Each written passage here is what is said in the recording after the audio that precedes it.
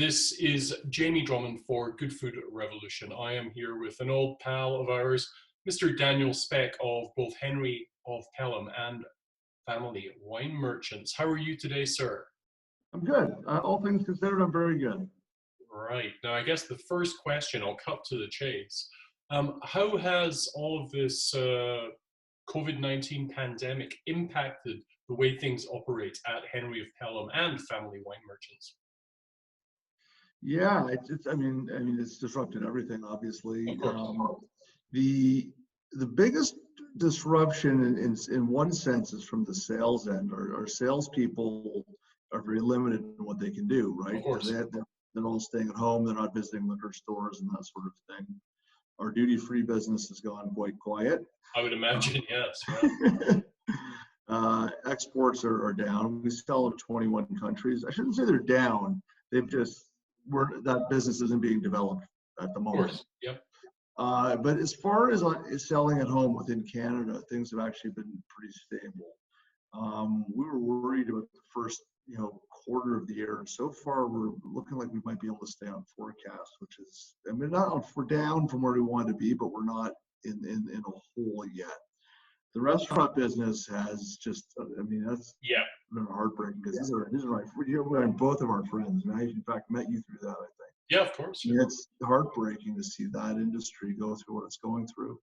From our standpoint, those are sales we just want to have, but we're working with them very closely to create programs and special packages that they can sell to customers, where to keep a retail price a little bit closer to retail than the usual restaurant markup. The idea is to try and, we'll eat a little bit, try and figure out a way to make this happen so that they can do the delivery with a bottle of wine that's pretty close to a retail price. And so that's something we're working on.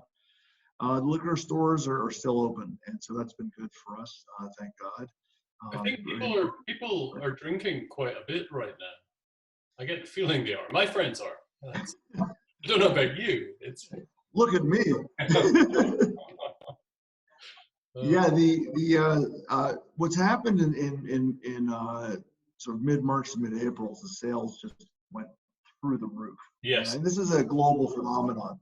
Think about it. A lot of people at home trying to figure out what the next day looks like, and of course, why not have cocktails at 11 in the morning? I'm not allowed to do that, but I know where you're going. No, yes. A lot of people, And what about the winery itself, Dan? What's going on there? Because production goes on, right? And also Mother Nature doesn't give a damn about any of this. So the vineyards are still going through their cycles. Yeah, so I guess if I was saying the biggest impact was on sales, I guess I meant in terms of what happens to the staff. From the winemaking side, this is peak bottling time. Yes, of course. The vineyards are just waking up, and so we have to do everything with less people, and everyone's got to be minimum 6 feet apart, which in practicality is a greater distance than that. And so, it's my brother Matt. He's in here 7 days a week, overseeing the working with our winemaking team and production team. It's hard for him right now. The flip side of it is this: by their nature, wineries are very clean places. We're always sterilizing things. We're always cleaning things. It's food production, right? And then it's alcohol, which also has its own natural sterilization aspect to it. So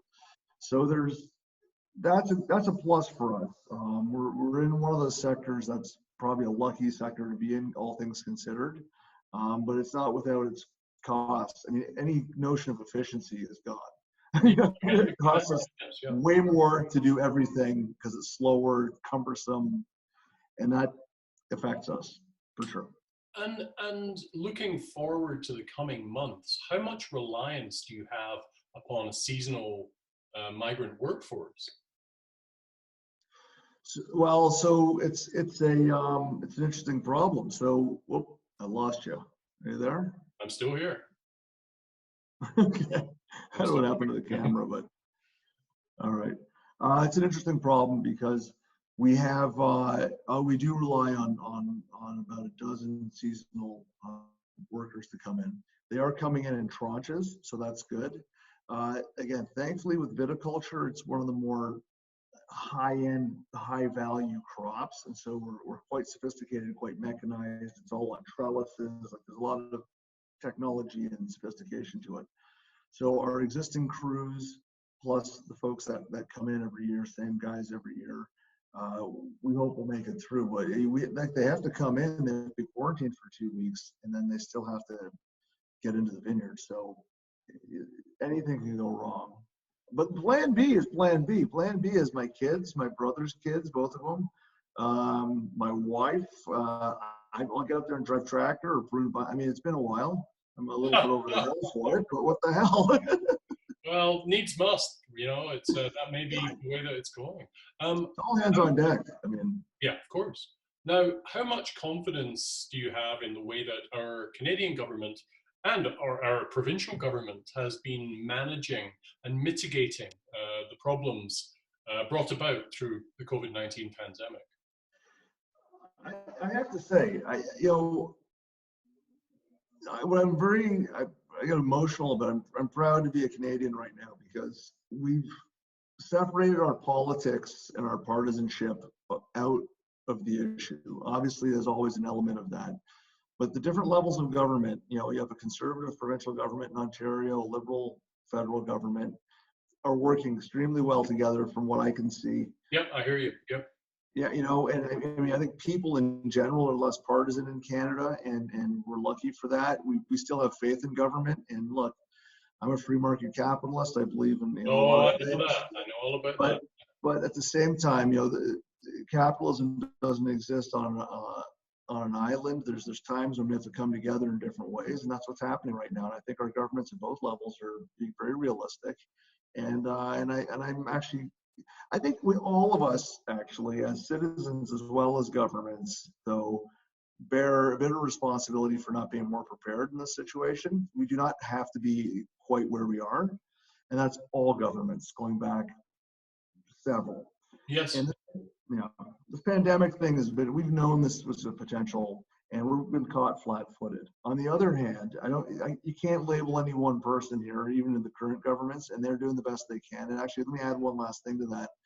I actually sent out something on Instagram, which I do like never. I went to my local liquor store in St. Catharines here on Pensacola Road the other day to pick up some things for a production tasting we're doing. And I have to say, I was very impressed with how they were handling it in those stores, from the efficiency getting in. Shelves were stocked as best they could, but the shelves were stocked. The staff were very upbeat. The sanitizer and the guy cleaning the cart, and just everything went so well.